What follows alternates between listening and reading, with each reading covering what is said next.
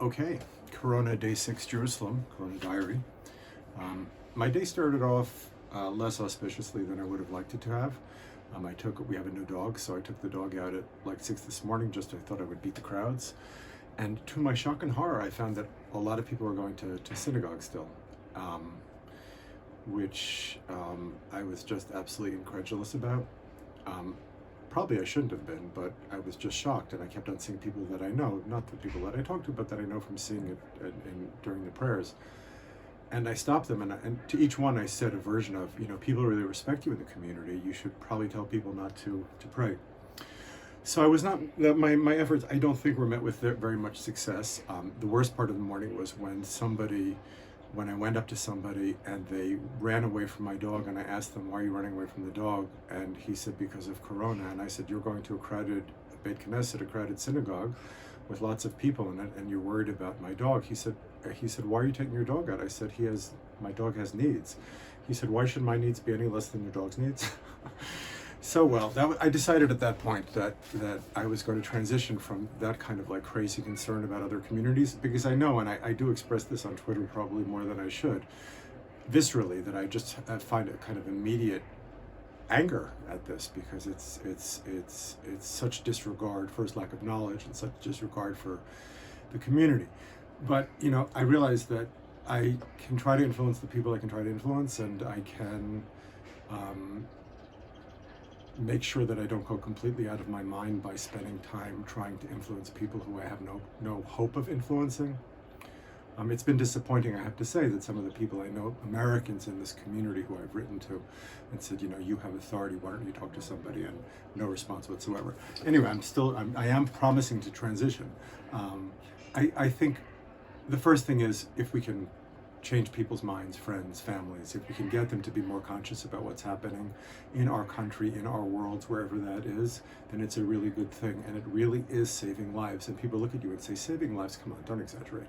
It really is saving lives. It is saving lives. Look at the map, look at the graphs for Italy, look at the graph for Spain. You've heard it, you know it. Like, if you can help people internalize it, that's great. The other thing I was thinking about, I'm about to teach in just a few minutes, and our pedagogy for the semester is try as hard as you can, and you're doing a great job, because, as I said earlier, this is an unprecedented situation for us, and maybe an unprecedented situation for the world historically.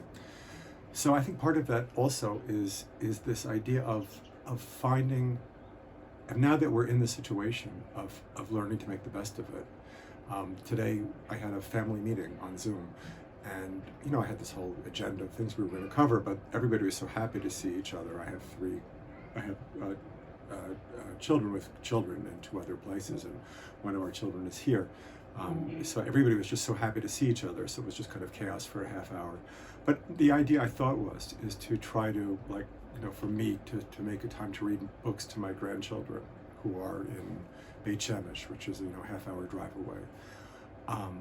Or to find ways to reach out to your parents or relatives or other members of your family or people who are living alone. I mean, it's amazing how these technologies really can help us.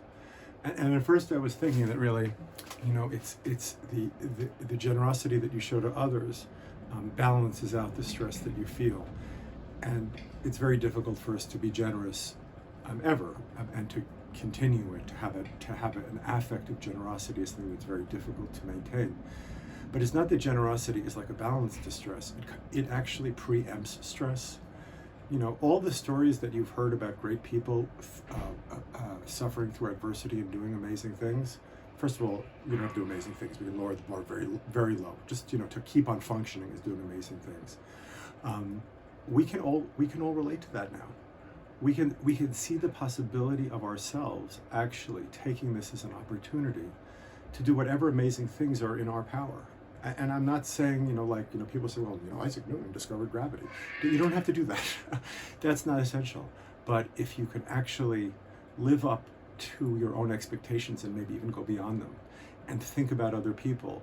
I know this sounds very cliched. He's not hurrying.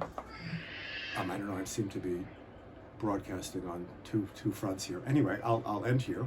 That is, be generous, find a place for other people, find a place for yourself. Jerusalem Diary, Day 6.